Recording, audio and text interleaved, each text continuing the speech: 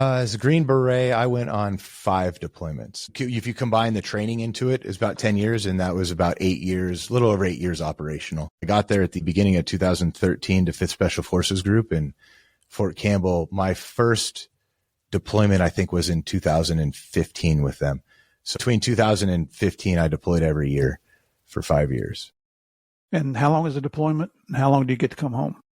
So the advantage of being a Green Beret is our deployments are usually shorter. So we do 6-month combat deployments normally. And then we have something called, they're basically training deployments, JSETs.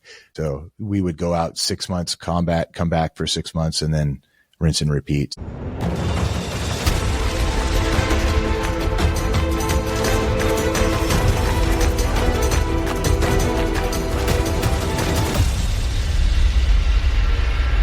Hey, everybody. Welcome back to the next edition of Game of Crimes with Murph in the Morning. I'm so honored to have you folks back here today.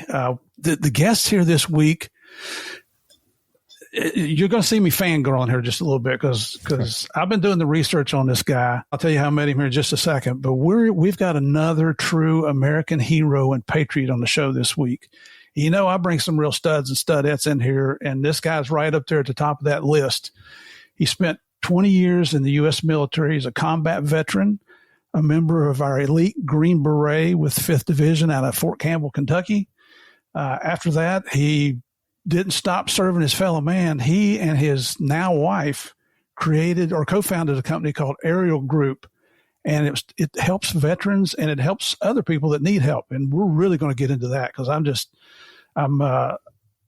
getting goosebumps here just talking about it now. And he can see me on the camera right now. You can't see him yet. And he's laughing at me and he's giving me the finger and things like that. But, and maybe best of all, he's a fellow Irishman. So, you know, it's going to be we're not going to drink on the show, but yeah, you never know what's going to happen, right? My normal listeners, you know, Murph's a teetotaler. Everybody wants me to go to the bar with him because I'm the designated driver and I'm good with that. All right. So, ladies and gentlemen, let me quit beating around the bush here. Our guest today is Jeremy Locke. Jeremy, brother, thank you so much for coming on the show and welcome. Hey, Murph, I'm honored to be on the show. So thanks for having me.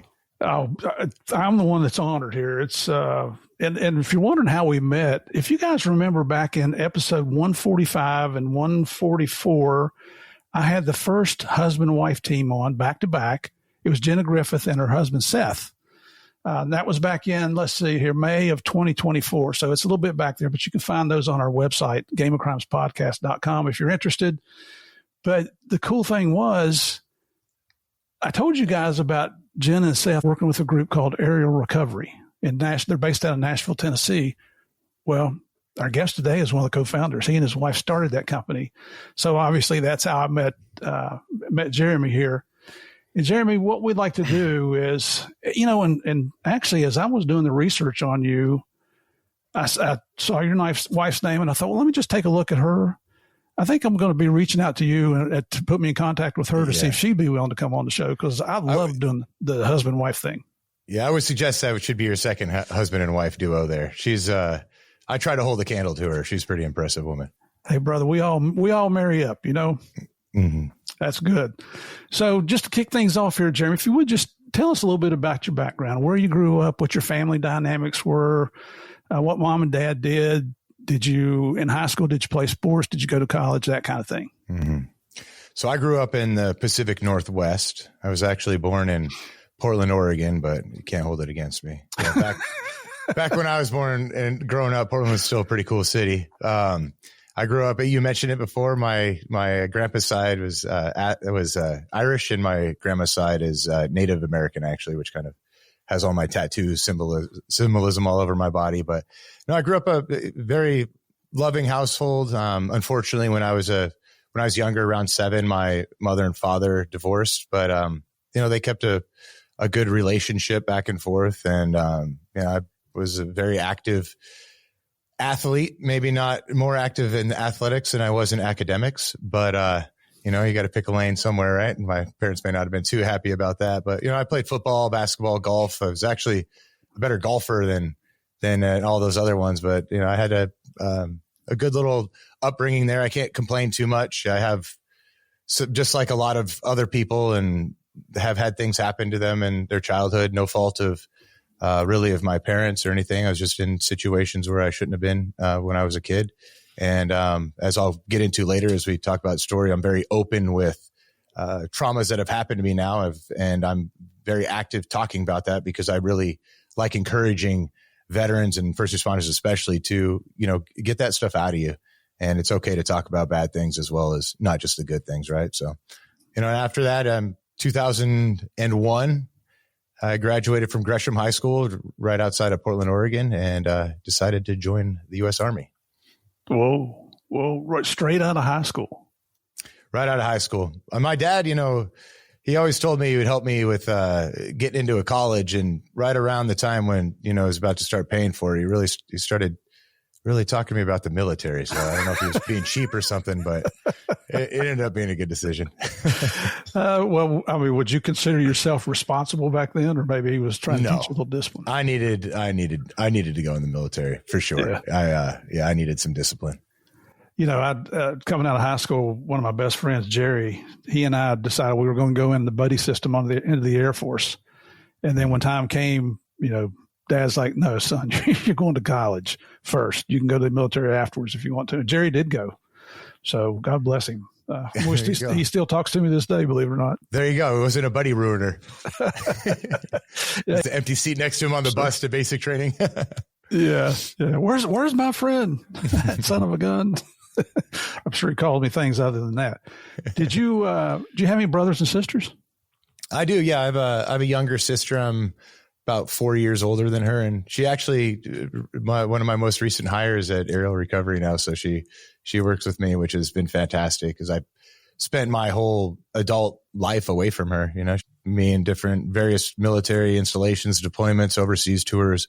And she's always been in the Pacific Northwest. So it's been a really great experience to work with her and close that connection a little bit more. That's outstanding, man. That you get to get back together with your family. Was she still on the West Coast, and then she moved over to Tennessee, or?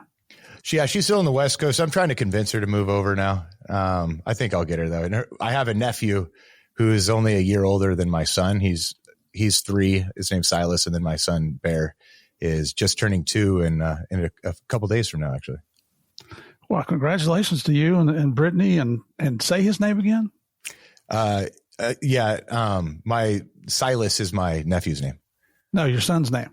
Oh, Bear. Like Bear? Bear.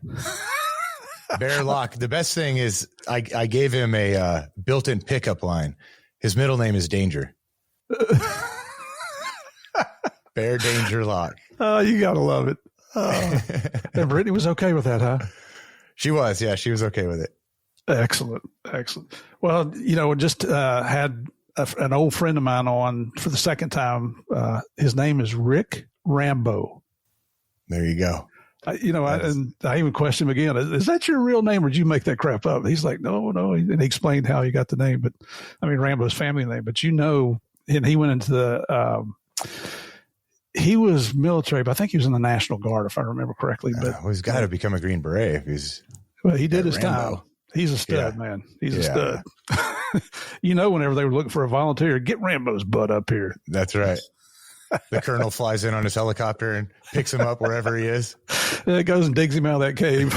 He's shirtless somewhere, I tell you what, Rick's a stud, man.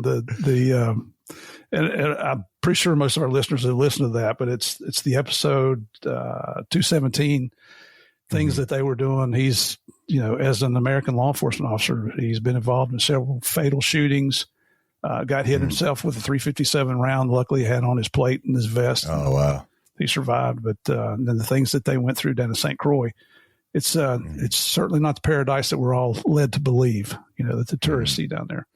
But that's a whole different story. So, all right. So now where do you have to go to join the Army? Do you go there in Portland? Where do they ship you off to? Yeah, there was a MEP station. I remember that somewhere in Eastern Portland. Joined there, and then I went to Fort Benning, Georgia, for my infantry training. So I was in the infantry when I first came in, and stayed in Fort Benning for quite a while. And then immediately after, I went to airborne school. And after I graduated airborne, I was supposed to go to the 82nd, but I had a girlfriend who was a year or 2 years behind me in high school, and she wanted to go to DC area, George Washington, Georgetown. So I got recruited for the Honor Guard, which is the 3rd U.S. Infantry Regiment in Washington, D.C. So I was my first duty station was the Honor Guard. No kidding. Mm-hmm. Now, are you talking about the Honor Guard up at the Tomb of the Unknown?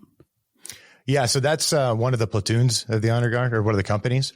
That's one of the specialty companies there. I was in Charlie Company and Bravo Company in my time. I actually was the first combat deployed company in the Honor Guard since Vietnam. So that was pretty interesting. Did a tour in the Horn of Africa.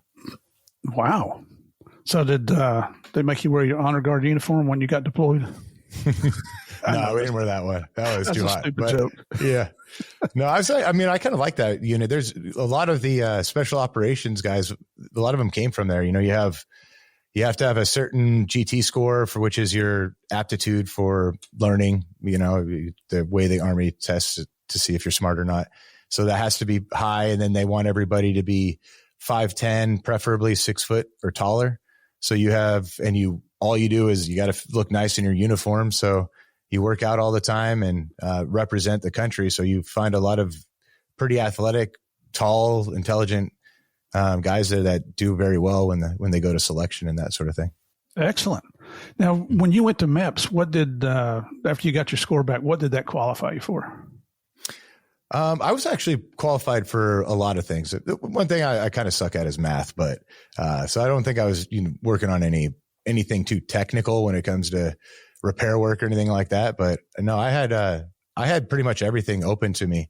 Now, remember when I joined in 2001, a lot of people remember September 11th. I joined in July of 2001, right? So there wasn't anything really active going on at that time. There was some troops out in Bosnia, more of like humanitarian peacekeeping type of mission. So when I was there, I was like, well, if I'm going to join, I was thinking 4 years of it, get some money for college, I've always wanted to travel, get away from home a little bit. And I figured, well, I might as well do something fun, get to shoot a lot of guns and everything. So that's kind of why I joined the infantry. It really had no aspirations or anything else. I just thought it would be cool. And then you fast forward just a little bit and I'm in basic training at Fort Benning, Georgia on KP kitchen patrol. I'm washing some pots and pans and all of a sudden the air raid sirens on the base start going off and we all get pushed out because you go back and remember and during September 11th, nobody really knew what was going on at the beginning. Right. And, all we really heard that the country was under attack. So the Army bases, they all started locking down. And back then you could drive a civilian could drive onto an Army base. Most of them didn't even have checkpoints, right? You just couldn't purchase anything at the stores or any of that stuff. You had to have military ID cards, but they were pretty open bases. And that changed very quickly after September 11th. That's for sure. I remember that. I mean, I remember being able to drive on the bases. Just I'm thinking about Fort Story down in Virginia Beach that you could, it's like the main highway just went right through the middle of the base. Yeah, it goes right through. I remember even when I was leaving to go to basic training, I had my family and friends, all of them were at the gate when I was boarding the plane. They just walked there with me. Security was way different just a little over 20 years ago. Yeah, my wife and we had just transferred 3 weeks before 9/11. I got my first transfer to Washington, D.C. And the office, I was in Special Operations Division. We were out in Lorton. I don't know if you remember where that is from your time in the D.C. area, right along I-95 where those big fuel tanks are for National Airport. Oh, yeah, I remember. Our office is right across the street. So we're, when 9/11 happens, they call everybody in. Everybody's got a gun. You're at now protection detail out we were fenced in. And you're looking at those tanks across the street and then thinking, if they hit those, we're just vapor. Yeah. There's no chance of surviving that. So, but I think probably everybody that was around during 9/11, regardless of where you were in the country, remember where you were that day and what we all went through. It was horrible. Yeah, it was a terrible time. Did that incident have any impact on your future career in the military? I mean, did you I want to go over there and pay back. I want revenge on these guys. Yeah, it absolutely did. I think that while it was such a terrible time, and that's not the incident or type of incident you want to have to bring your country together. I mean, the United States was so unified post 9/11. And, we don't want something like that to happen again, but just look at the state of things now. So it was a very patriotic time, and being in the military, that was very influential in my future, because I was primarily in the honor guard. We do funeral detail at Arlington National Cemetery. So we do simple and full honors is what we would call those, depending on your rank or if you are a Medal of Honor recipient or any of that sort of stuff. And when I first got there, we were doing a lot of funerals for Korean War veterans, World War II veterans, Vietnam veterans. These are mainly vets that had lived a long life and, survived the war and all of that. And there's a vast difference, because I was what was called a present for some of my time on a team, and we fold the flag up. And once you get your 1, 3, 5 stars, that flag would come to me, and then I would present that to the next of kin. And you say, "Sir, ma'am, this flag is presented to you on behalf of a grateful nation for the honorable and faithful service rendered by your loved one."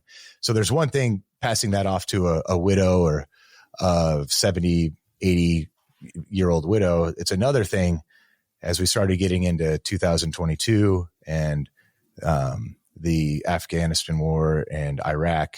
Now that next of kin, that started becoming a 19, 20-year-old wife or a 40-year-old parent, and started hitting a lot more home, because now I'm seeing a lot of these younger kids. I mean, I'd say kids was 18 when I was there. Those are the ones that are coming back, unfortunately. And another thing that the honor guard does, I don't know if a lot of people are super familiar with it, but when a service member is killed overseas and their remains, they're always escorted.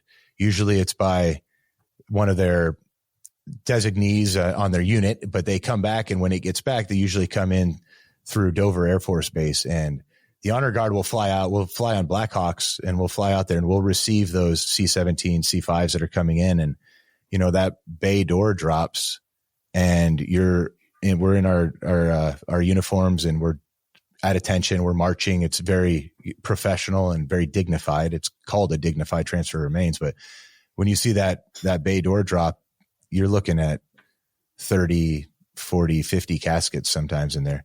And we would go up, and every single one of them, transfer them onto the back of a hearse, and those would go off and go to where they needed to go. So a lot of times back to us in DC for burial or wherever the family wanted them to be. So it was, in seeing that, it's very difficult for me while I did go to the Horn of Africa, it wasn't combat, right? I knew I would regret it the rest of my life if I didn't deploy to combat.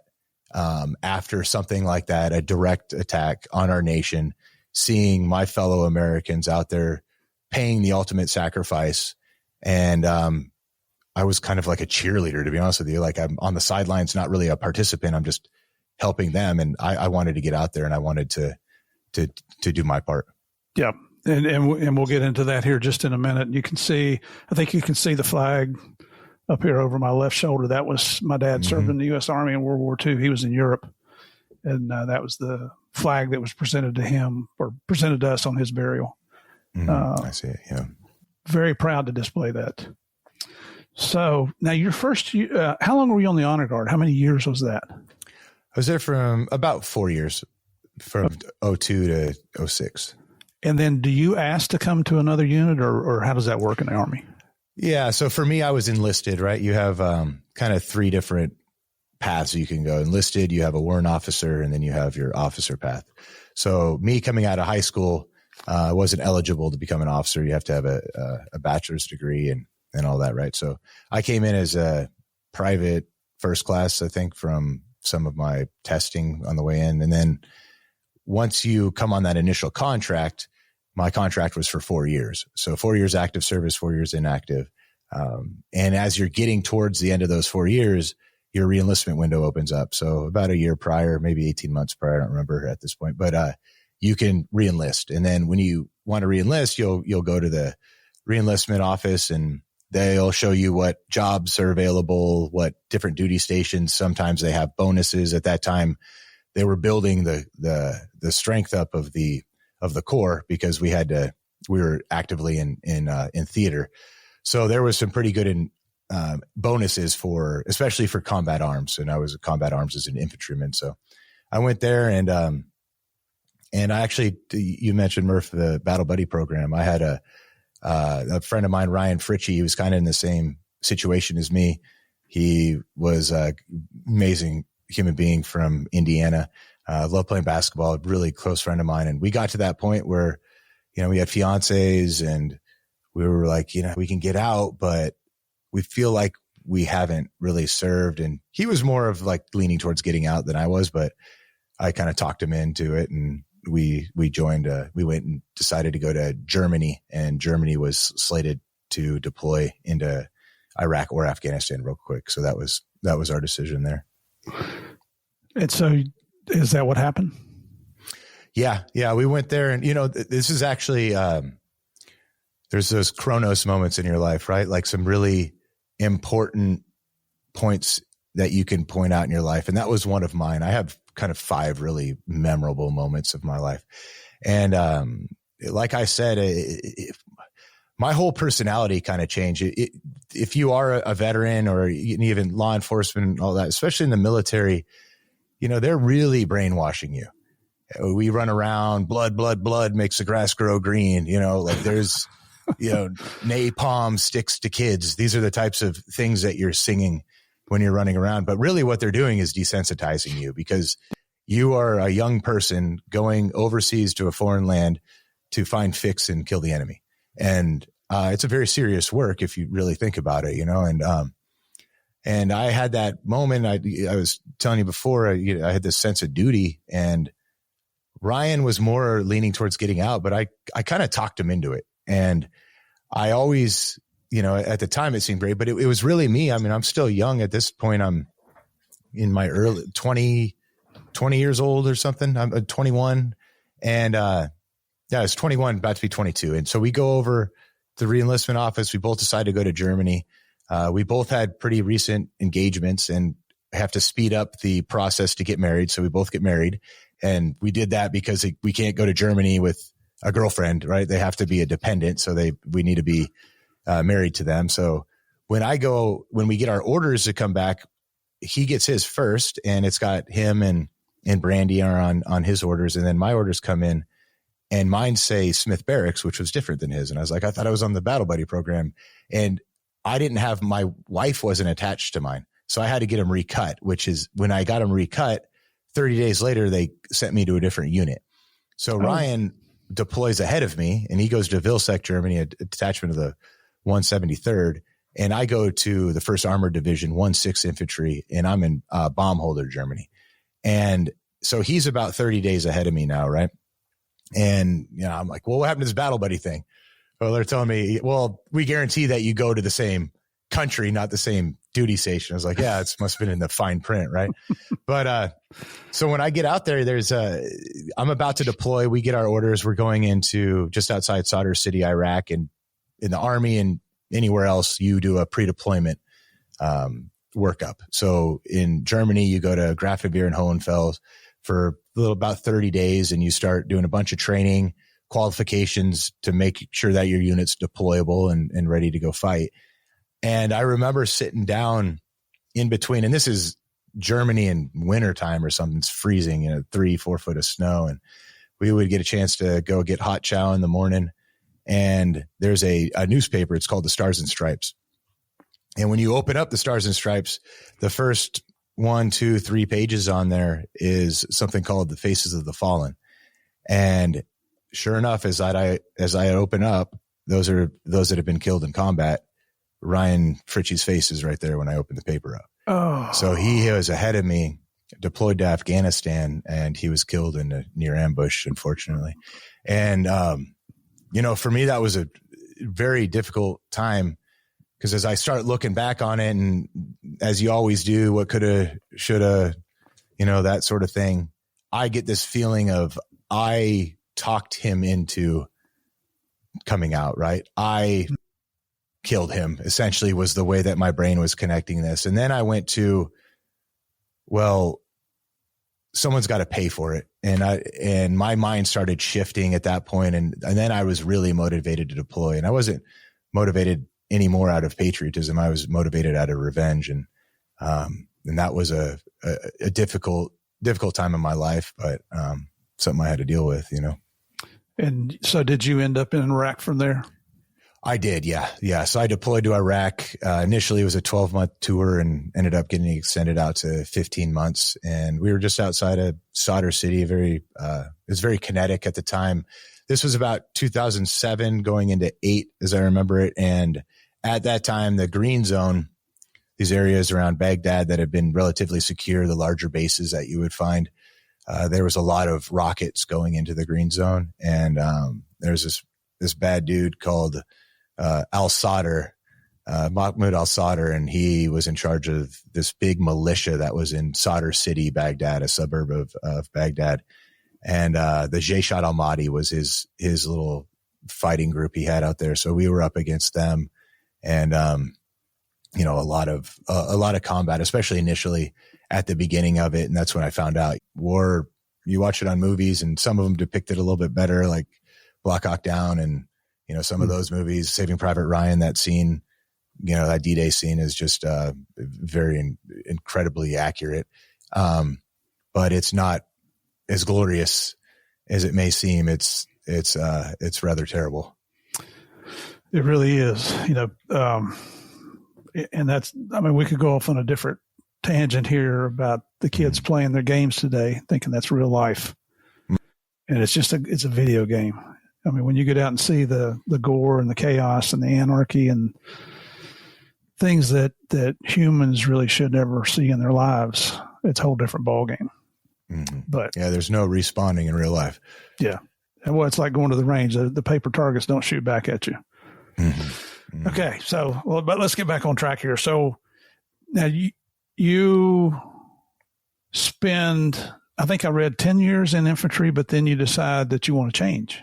Now, is this another re-enlistment? Yes. So that was, I stayed on the enlisted side of things.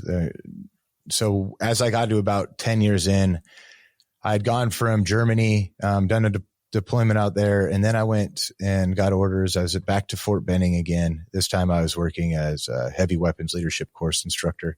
And when I was back there, you know, I remember one of my times out in Iraq, I was with a sniper team, and we had we essentially had kind of a siege. It's kind of interesting the way that we did it, but the way that the Jaysh al-Mahdi, they had a whole neighborhood, big section of this city that they controlled. So our leadership decided that we would put them under siege. And what that meant is we put these giant T-walls in, and they actually have armored cranes, if you were ever curious. But so we're in direct combat, and there's just one main road, and you have the U.S. and coalition fighters on one side, and then you have the Jaysh on the other side. And we would drive to there, and we would offload these giant concrete barriers, and we built this entire wall around the whole area. And then we controlled that wall, and we started, you know, starving them out. We basically were doing a siege. And I remember as we would do that, I would move ahead with the sniper team 4 or 5 houses down, because it was very slow work. And then we would set up overwatch positions looking for enemy. One of the houses we were on, we couldn't quite get a good shot with we were trying to set the rifle up, but we were too exposed. And there was like these 4 bearded, tattooed dudes that came up to the top, and they're like, "Hey, what are you guys looking at?" And we're like, "We're trying to get they're like, "Oh, hold on a second." One of them puts a bag down and pulls out some equipment and starts messing with it and sticks it on the wall. He's like, "Hey, plug your ears," and then, you know, punches a loophole. So he set up a little explosive device, shot a hole in the wall, and he's like, "All right, you guys can shoot through that." And then they're like, you know, "Take it easy." And they rolled out. I was like, "Who the heck are these guys?" And they were special forces guys, right? Yeah. So that always stuck in my mind. I was like, "Man, those guys are pretty cool." So I got to a point where my time was about to get up, and I was thinking, you know, do I want to stay in the Army, or do I want to get out and do the civilian thing? And have I really done what I want to do? And there was some times in the infantry that I was like, it's just not specialized enough. I think I might end up finding myself in a bad situation here. I don't really want to stay in the infantry. And I was like, you know what? I'm going to try out for the special forces. If I make the special forces, good. I'll stay in. If I don't make it, I'll finish out whatever time I have left, and then I'll get out then. So that was kind of my catalyst, that memory there. And so for Fort Benning, I went to selection. 2 weeks in hell is another name for it. It was pretty terrible, but fortunately I performed well and I got selected to go to Fort Bragg at the time for the John F. Kennedy Special Warfare Training Center. How many years did you have in when you went to selection? So I was about 9 years in, 8 or 9 years at that point when I went to selection. And then how long is the training before you actually become a Green Beret? I mean, it's pretty intensive. And you know, the old adage, back when I did it, back when it was hard. But it was the 2 weeks. And once you get selected, it's a whole PCS change because your training can be anywhere from 18 to 24 months, depending on what your job specialty is.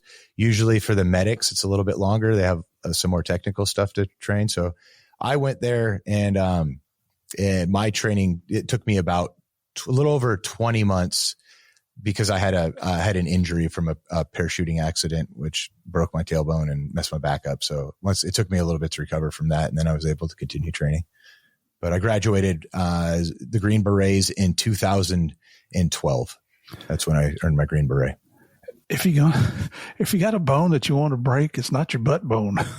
It's not, right. Especially when you're at that point. I was in language school. They each Green Berets, you learn a language, and mine was Arabic. So I spent most of my language school standing, not sitting. Wow.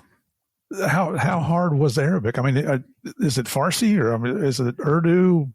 No, so Farsi, Urdu are usually in Afghanistan or that sort of thing. Arabic, we learn what's modern standard MSA Arabic. And then as we deployed, we learned, not a lot of people actually speak that. You got to learn Levantine primarily. When I did a lot of tours in Syria.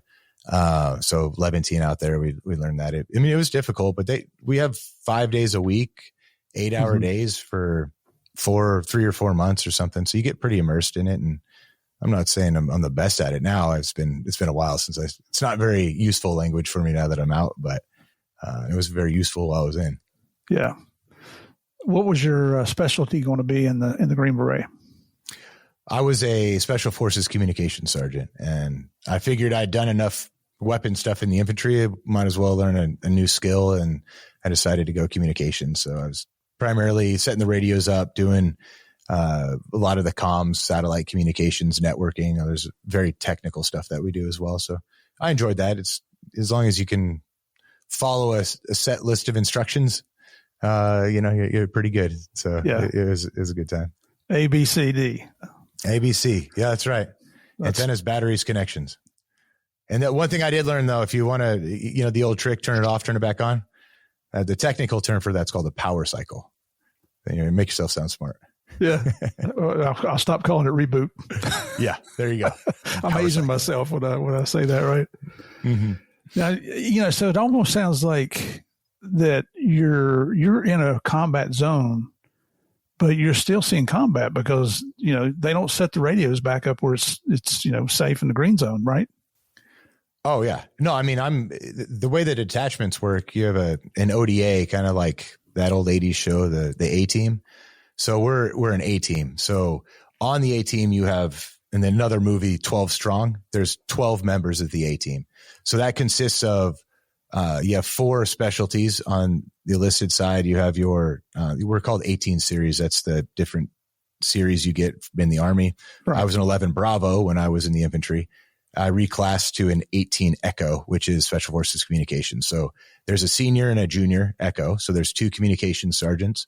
There's Charlies, which are engineering sergeant, senior and a junior. Then you have your medics, and then you have your weapons sergeants, and you'll have a team sergeant, a warrant officer, and a captain team leader on your team. So that makes your 12 person, and we have 1 Fox-Tune intelligence sergeant.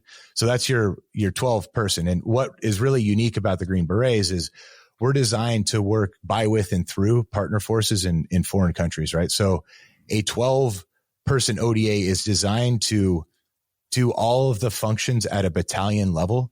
So we work with a battalion of partner force. So we up to force multiplication up to about 1,000 troops.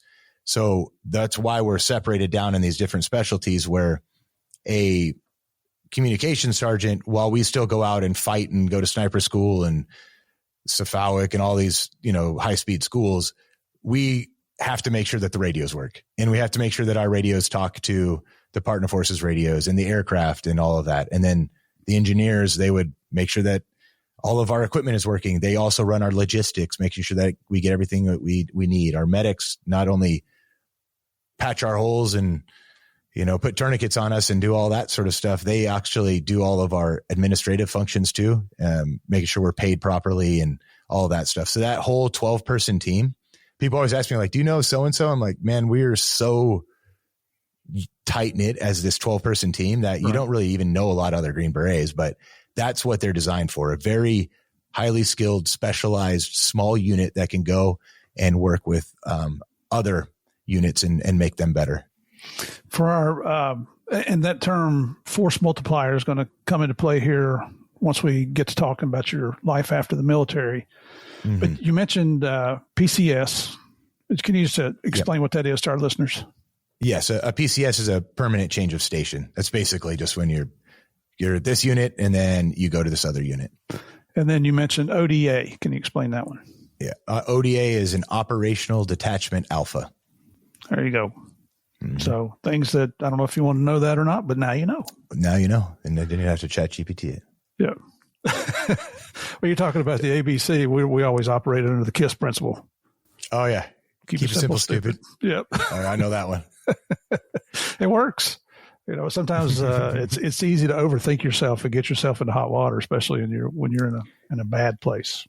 Oh yeah, yeah. A lot of times, quick action will outdo slow thinking. Yeah. How many deployments did you end up going on then as a Green Beret? As a Green Beret, I went on 5 deployments. And that's over the next roughly 10 years? That was about, if you combine the training into it, it's about 10 years. And that was about 8 years, a little over 8 years operational. Well, I got there at the beginning of 2013 to 5th Special Forces Group in Fort Campbell. My first deployment, I think, was in 2015 with them. So between 2015, I deployed every year for 5 years. And how long is the deployment? And how long do you get to come home? So the advantage of being a Green Beret is our deployments are usually shorter. So we do 6-month combat deployments normally. And then we have something called, they're basically training deployments, JSETs. So those are those are usually 4 months of deployment. So we would go out 6 months combat, come back for 6 months, and then rinse and repeat. So it was very high op tempo because when you're back for those 6 months, you're not just stationary. You're going to, all these specialty schools to keep yourself honed, dive school, free fall, all these different things you're going to, and sensitive site exploitation, all these different schools. So you're really busy. It was one of the most, I thought I would never be more busy than that in my life until I started doing what I'm doing now. But yeah, I like to be busy. It's impressive. Can you say what countries you were deployed to? You mentioned Iraq, but yeah, the ones I can mention, I was in Iraq, Syria. I actually never did an Afghanistan deployment. And then I was in 2 other ones that I can, if we do this again in about 20 years, we can talk about those ones. But but Iraq and Syria primarily. The other ones weren't a big deal. You'd get bored if you read about what I did. I doubt that very seriously. I'm still fangirling over what I've read about you here just in the last few days, getting ready for our talk today. I did a TDY, just a 2-week TDY over to Afghanistan and went around to a lot of different places over there. Believe me, you didn't miss a thing. Mm-hmm. Oh yeah. I know. But Mike Griff, who you had on the show earlier, you mentioned earlier, I think he was 5 or 6 tours in Afghanistan. Jeez. Pretty incredible. Yeah. You know what? I can't think of a better term. I use this term frequently on the show, studs and studettes. That's what it takes to get the job done. And but heroes will never admit that they're heroes. And that's just part of being a hero. People just say they're doing their job, but that's very heroic what you guys were doing over there. So, thank you. Yeah, God bless you, man. Thank you for your service there. Yeah, thank you too. How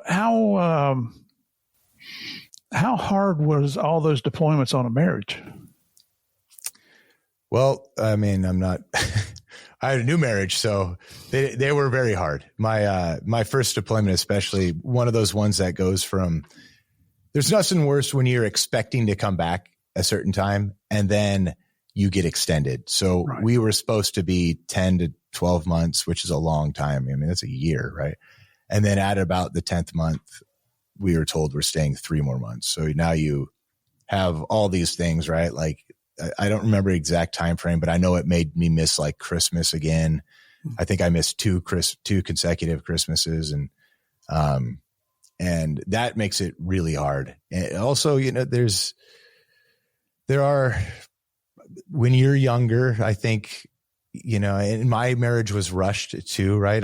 We got married sooner than we would have if I wasn't moving to Germany. Right.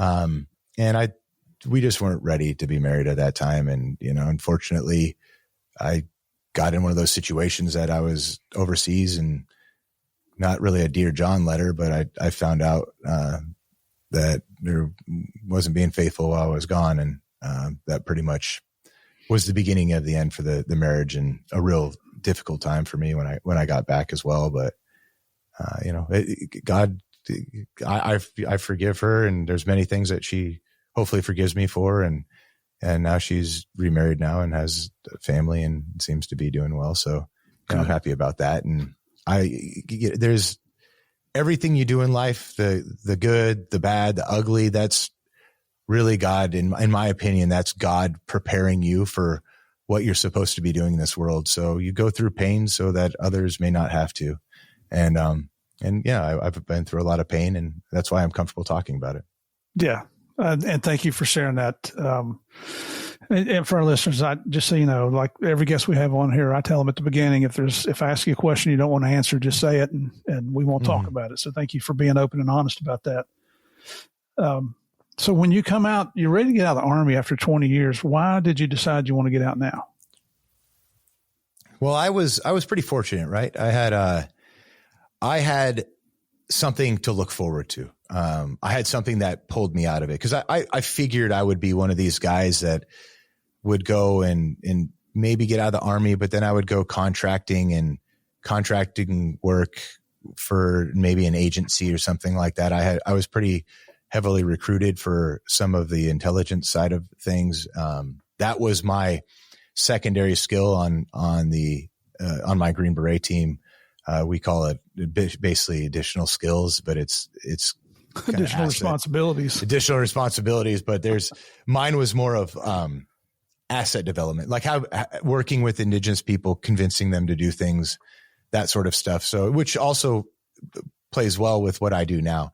So I wanted to continue to do that, but I had this thought in my mind that, I mean, doing something like that is really all I know how to do and feel comfortable doing. So my heart really goes out to a lot of these veterans and first responders too, that you spend the better part of, 20 years at that point, right? That's more than half of my life doing something, and earning a lot of praise for it. We're not like the Vietnam days. I'd get back and people were nice to me, and I'd get a free burger at wherever, like when on Veterans Day, like I wasn't getting spit on when I came back from overseas. So I met my now wife in Nashville at the airport. I was flying down with some of my friends to go dove hunting in the Mississippi Delta, and she was happening to be going the same place. And I met her, and she was just unlike anybody I had met before. And I'll probably talk about this in a little bit, but at that point in my life, I was a functioning alcoholic, and I have no problem admitting that. I was drinking 4, 5, 6 nights a week, and I didn't think I had a problem because when I was deployed out to Syria or whatever, I wasn't drinking. And I just kind of figured I can not drink if I don't want to, but once I start drinking, I just couldn't end up drinking. So at that time, I was hanging around with a bunch of enablers that's what we did. A lot of them way younger than me at this point, and they're still in that kind of party college lifestyle. And I'm just this Army guy, SF guy that they kind of look up to that has a little bit more money than them. So I buy more drinks. And, I tell people nowadays, like, I was a jester. I wasn't a king. I was a jester at the time. But so I met her, and she's younger than me. I'm 42 now. She's 37, and she's an entrepreneur. She lived in her car for a while. At one point in the mid teens, 2016, I believe, she had the sixth fastest growing women-owned business in the world, according to Forbes. And was just different than me, homeschooled, and worked for everything that she wanted to do. Never drank, never partied, focused on solving a problem that she saw when she was 12 years old on a mission trip in Costa Rica. She saw a young girl that was unable to speak to her due to sexual violence that had destroyed her vocal cords. Oh, and it was devastating to her, especially as a 12-year-old, she was a kid at that time too. And she started learning more about it. And it was that young kid was a victim of human trafficking. And this is back before Sound of Freedom and before everybody even really was talking about trafficking. I'm sure you were up against a different type of trafficking, but even they're all ingrained. I'm sure you saw all that in your time as well. Unfortunately. And it's terrible, in talking to her, the very first question she asked me when we were on the airplane, we ended up sitting across from each other, was, "Why are you here on Earth?" And I was like, "What do you mean, why am I here on Earth?" I was like, "Well, there's these storks and then they fly." And no, but she's like, "Why are you on Earth?" And, I gave her a good enough answer. I was like, well, this is, different than what I'm used to talking to. And it was stimulating. And, I told her, I don't remember what mumbo jumbo I came up with, but it got me to question number 2, which was, "Well, you must find it difficult to date." And I was like, "Well, what do you mean difficult to date? I'm a barrel-chested freedom fighter. I've got more time in combat than you do in boots, or whatever." Like, just that sort of thing. And like, who wouldn't want to date me? Right. It was kind of like, felt like a jab to my ego. She's like, "No, I mean, you've actually seen things that matter. You've seen, and I'm sure you have less patience for a broken nail or, like you actually care more about substantial things." And I was like, okay, that's kind of makes sense. So yeah, I was very interested in her, immediately, and very beautiful, very intelligent, and just spoke and thought differently than I was used to. And I know, you with your podcast now, and you're going around speaking and getting into the entrepreneur space, I kind of consider them the special forces of the business world. And they won't stop at anything to accomplish what they're doing. And for me, it was, completing a combat mission. And for her, it's having a successful business so she can raise more money to go then help more people. And it's a really, really beautiful thing. So that in meeting her, that really got me thinking, well, hey, there might be another option for me when I get out of the service. So in 2019, so I'm about two years before my end of time in service, 2019, in the Bahamas, there was a Hurricane Dorian was on its way there. And this is a Category 5, huge storm. And I remember trying to get a hold of Brittany, and I was wanting to take her on dates. We'd newly been dating at this point. And she was like, "No, I'm busy. And I'm like, I'm coming to you. And she loves Indian food. So I was like, "I'm bringing Indian food. You gotta see me." So I went to her office in Nashville, Tennessee, in the the Pinnacle building, and brought her up there, and she took me into her conference room, and I saw on the whiteboard, and she loves whiteboarding too, but there was like wind speeds and timelines. And I was like, it looks like you're mission planning for something. What is this? She said, "Well, the Bahamas are about to get hit by this hurricane. So I'm going to go out there." And she had a small video production company that she created after Hurricane Irma, which hit the British Virgin Islands, which we have property there. It was, her property before, but I'm property by association now for me. But she had kind of developed this whole video going out and seeing what the needs are to help the people and giving those to the bigger organizations. And she used it at this little tiny org she had called Aerial Global Community that helped serve communities and that sort of stuff. And so she was going to do that again. And I asked her, "Well, hey, can I come?" And she's like, yeah, you think you could get off work? I was in between deployments at the time. So I went to my command and I said, hey, I would like to go to the Bahamas for this natural disaster. And Jake Allen was my company commander at the time. I remember, he's a major. I remember talking to him. He was my approval authority for it. And he said, well, why do you want to go there? I mean, we got to keep you safe, first of all. Right. You're a valuable asset to what Fifth Group's mission is, but why do you want to go there? And I told him, well, not because I'm courting this girl, but, I felt compelled. I felt like this was something I was excited for. And I felt like God was kind of pushing me that direction, and he gave me the okay, and I went out there and served. And that's where I got that taste of there's somewhere else I can use my skills that is not just the same thing where I'm out doing a mission that not all the time I believe in. I believe in my guys and gals to the left and right, but I don't believe in being a human blocking position between another country's force in an oil field or something. It's just, I don't like feeling like a pawn. At this point, I can use my skills and feel like a real player on the chessboard. I mean, it really does sound like you were chasing the skirt. But yeah, I mean, at the end of the day, I was really just chasing the skirt. So that was a lot of fancy talk there, but yeah, I was really just trying to, yeah. Yeah, but I mean, the way it's worked out, a lot of people say that, we were just lucky or it's just coincidence. In my book, there's no such thing as luck or coincidence. I think everything happens for a reason. I mean, I'm assuming that you started talking to her in the airport and then you guys just end up sitting across from each other. It's a pretty funny story if you want me to tell it. Like, sure. So I mentioned at that time I was more of the jester in the King's Court. Yeah. And so I got there with my friends, Austin and Lauren, a really good couple friend of mine. I love them a lot. And we were going to visit his family down there, and they'd convinced me to come down. I wasn't doing anything that weekend. So we get to the airport, Nashville airport, and our flight is delayed. So I don't know Brittany, but Lauren knows Brittany from Instagram because she was trying to do a lot of stuff in real estate, and that's where Brittany really cut her teeth. And so she goes to what you would do in the Nashville airport, especially that time in my life is, well, you can walk around with open drinks in the airport in Nashville. So Lauren went to go get us some drinks, and I'm there with my buddy Austin, and I see a wheelchair sitting nearby. And I said, hey, Austin, let me show you some cool wheelchair tricks that I learned a few months ago.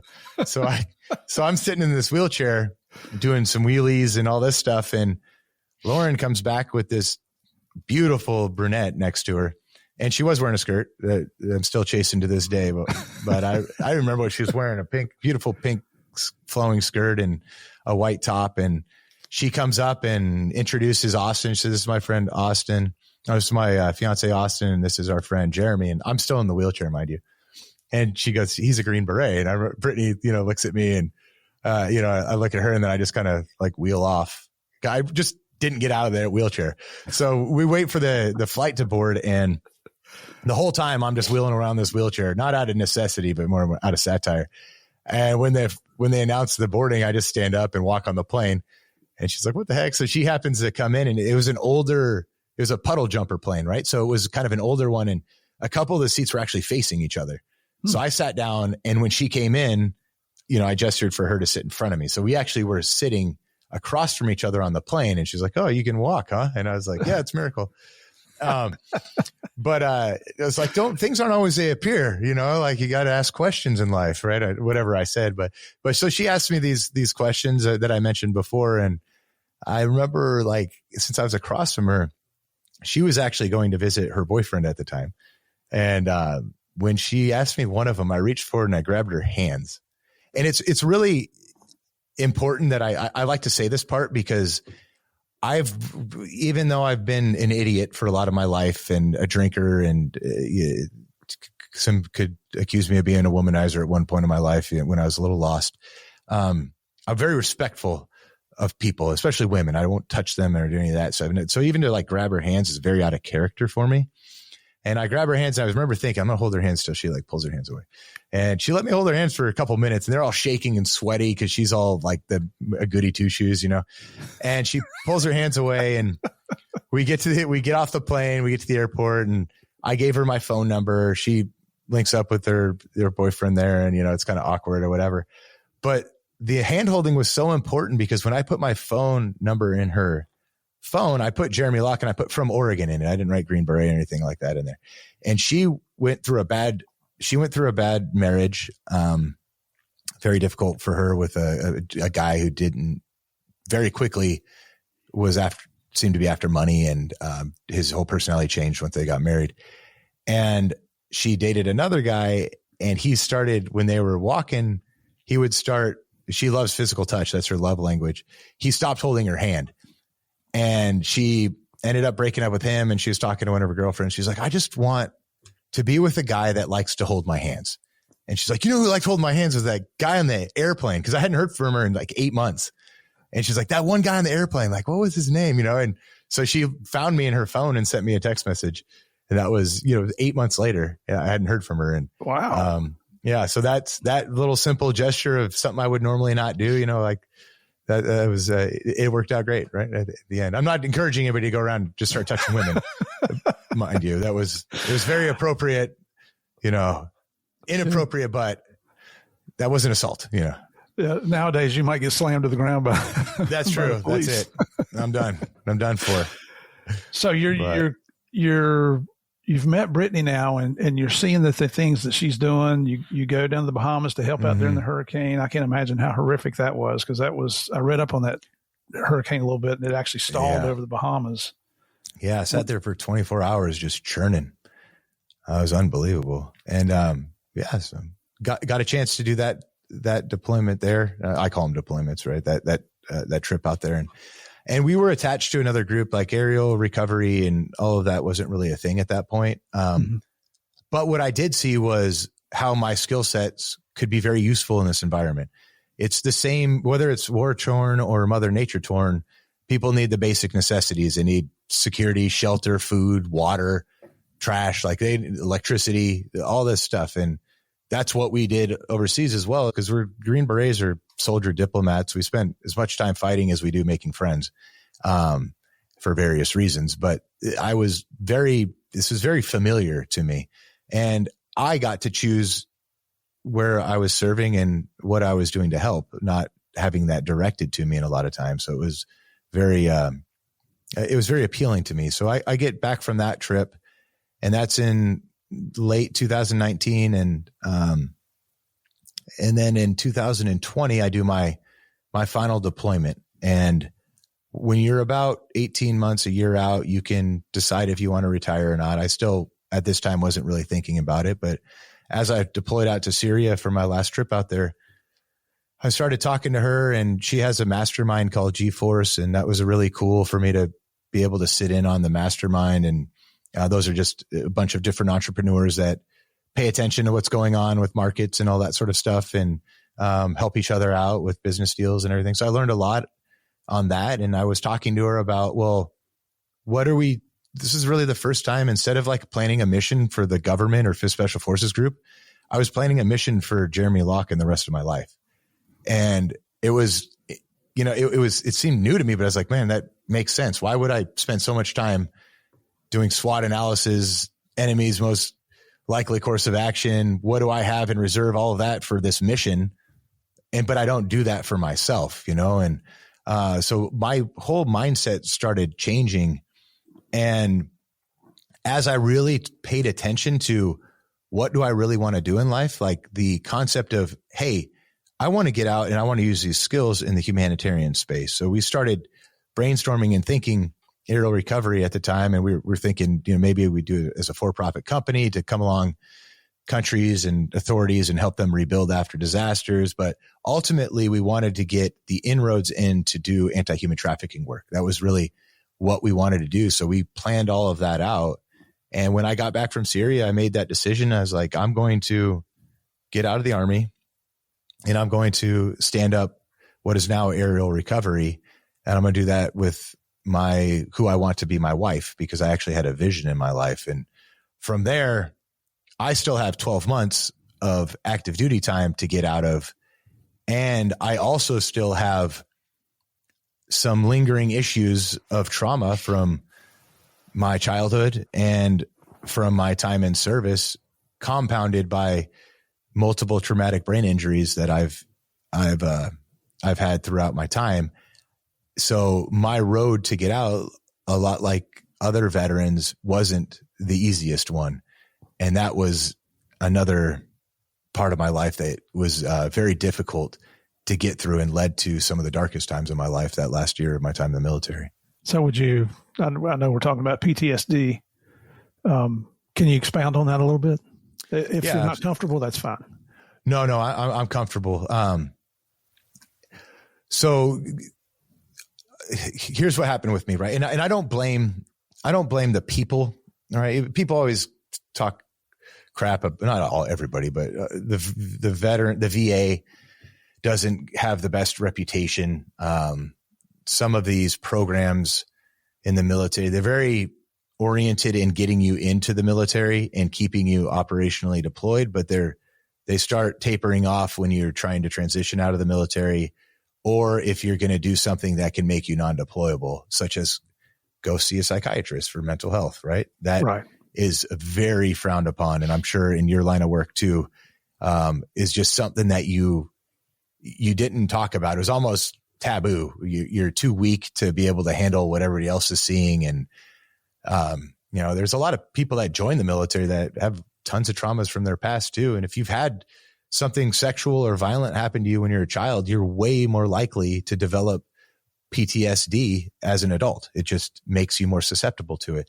And as I got out and put that retirement paperwork in, they start going through my medical records. And in my medical records, they see these IED incidents, improvised explosive devices, where I was in vehicles that were blown up, is what we call it, hit by those. There's a lot of weapon systems that I used, and a lot of loud noises and booms and concussions and all these different things. So they recommended that I go to the what's called Intrepid Spirit for screening for traumatic brain injury on my way out, which was good, right? To see what's wrong with me. And, and you're always trying to chase this rating. Everybody wants to be higher rated on the disability scale. What are you, 10%, 20%, right? Because you get more money, right, for the rest of your life. And I think when it's all said and done, I'm at like 420% disabled now. There's a lot more people worse off than me, but not all scars you wear on the outside, right? Those scars are on the inside, and some of them don't heal some heal faster than others, right? And so as I went to this Intrepid Spirit, where they're taking a look at my medical records and all that, and I'm susceptible, looks like I may be someone who suffered traumatic brain injury. I go to this clinic, and it's really a good clinic, right?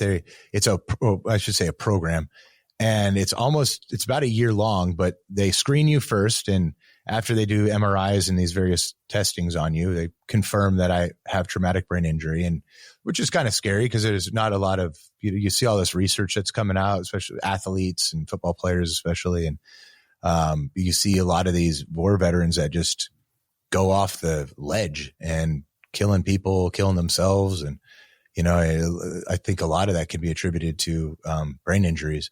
So this is uncharted territory for me. And I get in there, and one of the program is great, first of all. So I don't want to talk bad about the program.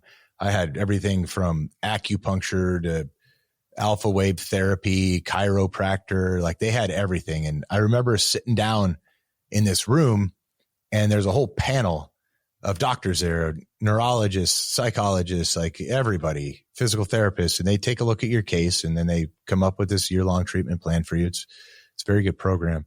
One of mine was a therapist for the first time. I've never talked to a therapist before. And as I mentioned before, it was kind of taboo. Well, I'm getting out of the Army. It's part of the program. I can talk to a therapist, whatever. What are they going to do for me? I still kind of had that attitude, but nobody will know about it. Now, mind you, this is also during COVID, because I'm this is 2020. So I'm getting out. So what was different about this was my therapist was a virtual therapist. I couldn't go in to the office. They're trying to minimize that. Right. So I spoke to her, I believe it was every 2 weeks for an hour. Now, the very first time I speak to her, she does the pleasantries, like, just being super nice, and we're introducing ourselves. And about 30 minutes into it, she says, well, all right, let's try something. And are you down to do a little therapy? And I said, yeah, all right, whatever. I'll try anything twice. Right. So, she says, what I want you to do is I want you to think of a memory, and I don't want that memory to be one that comes to you right away. I want you to dig a little bit and find a memory that was traumatic for you. But maybe you've suppressed, or it just takes you a little bit to think about. And I'm like, okay, well, this is new. Let me take a look back, because I've spent at this point decades of my life burying traumatic events real down deep inside of me, inside of a box, and pouring an ocean of alcohol on top of it. That was kind of the way that I dealt with everything. And now I'm also, as I mentioned before, my life is now becoming my mission, which was really cool. But as a good soldier or Green Beret would do, I took inventory of what are the things that I have in my life that are going to be useful to get to where I want to go? What are the things that are in my life that are not useful? And then what are the things that are really mission critical that can end what I'm trying to do? And for me, alcohol was the number one mission killer in my life. And I was recognizing that. So I'm trying to go sober at this point, and it was a process for me, right? So I am sober when I'm talking to her.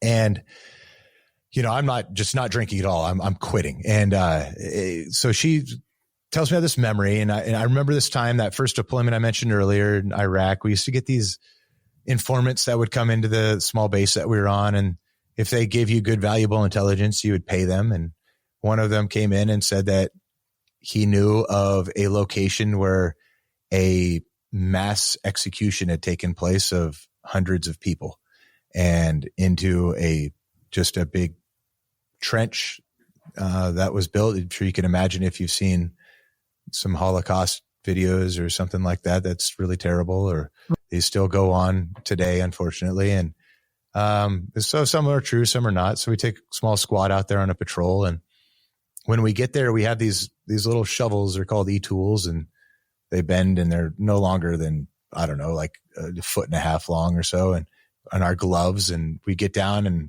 to the area that he put on the map for us. And I'm looking at it, and it looks disturbed. So maybe there's something here, but you never know. And we're also checking to make sure this isn't a trap and there aren't a giant bomb there, right? You always got to be careful about that. So we sweep it and probe it, and I start digging up.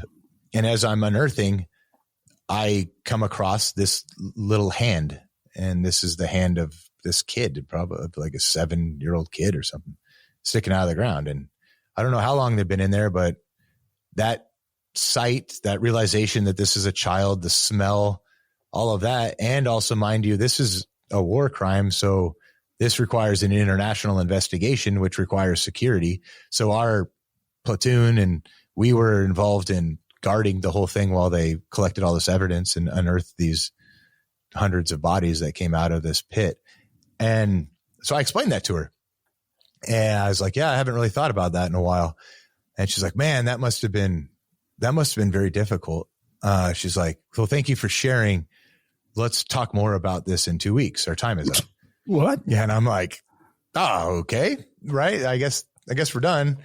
And my gosh, we get off the call, and 2 weeks go by. And in these 2 weeks, I'm having nightmares. I'm not drinking now. Right. Like, so before, I didn't realize how important alcohol was to me to suppress these feelings. Because when you run in life at 100 miles an hour, all that stuff from your past doesn't have time to catch up to you. But when you really start slowing down, that stuff starts coming back, and those feelings and those memories start coming back. And so I started drinking again. I wasn't trying to, but I started drinking. And when I'm drinking, I'm not telling Brittany that I'm drinking, because I'm trying to show her that I'm at her level, right? Like, I'm someone that I deserve to be with her, and she can trust me. And so, yeah, trust me by me hiding something from her. Right. Yeah. But, so I get back, and 2 weeks go by, and I get on there, and she asks me how I'm doing. I said, I'm doing terrible. I started drinking again. I have nightmares. My anxiety is back. Like, I'm short on breath. I'm hyper vigilant, just driving down the road, scanning the sides of everything. Driving on the highway is exhausting because you kind of get put back in that place. And she said, don't worry, I'm going to help you out. And she puts me on prescription medication. So after a call and a half, now I get on Zoloft, and then Zoloft becomes Xanax, and Xanax, Wellbutrin, Adderall, all these different stimulants and beta blockers and all these different things back and forth because they just weren't working for me. And now I'm becoming a different version of myself. And people, prescription medication has a place for people. There's some people that need them for sure. But one of the big arguments, we're so quick, especially to these vets that are getting out or newly out, like let's medicate them. Let's let them calm down. And the overall theme I was getting in my particular case was, you've done enough, like calm down and rest and relax, and your retirement will help. We'll make sure that you get your disability rating. But I've never been like that. I have to be moving forward. I have to be helping and serving. That's how I live. Right. So I was so confused at the time, and I went, and this is in 2020, and at the end of 2020, in November or so, Hurricane Eta and Iota come. And those are category 4s, they're 5s and 4s that hit the coast of Honduras.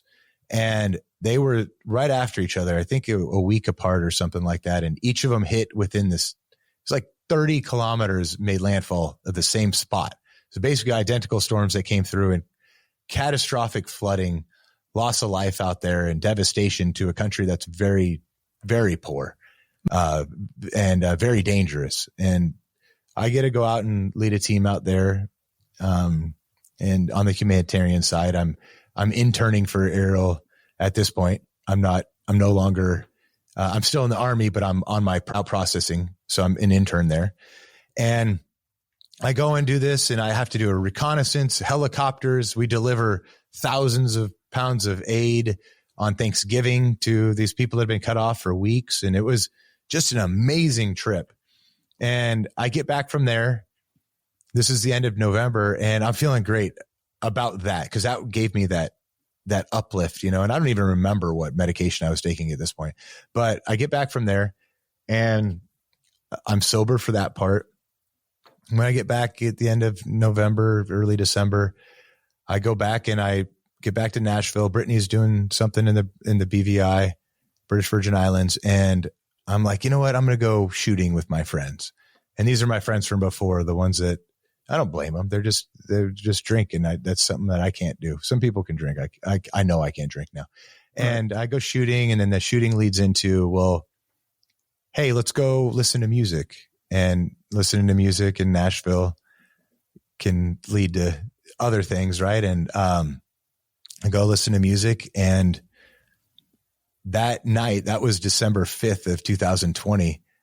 And I remember waking up, not even knowing how I got there, but I woke up in the bottom floor of my duplex in East Nashville, first home I ever owned, through help with my wife and getting my credit better and learning these business things. And I'm renovating it to flip it. And I'm actually doing something like real positive, which is part of my plan of action in my life. And I'm down there, and I wake up just pissed drunk, laying on my phone. And, I look at my phone, and I have all these missed calls. And at that moment, I thought, the Army is gone.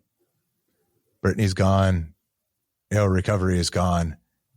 And I made the conscious decision to end my life that morning.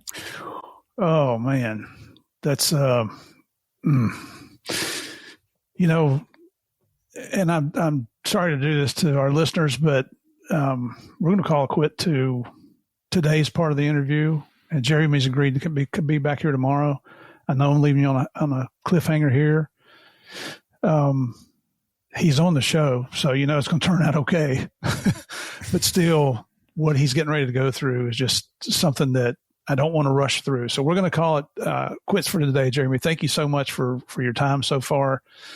All our listeners, thank you so much for for continuing to support us here on Game of Crimes.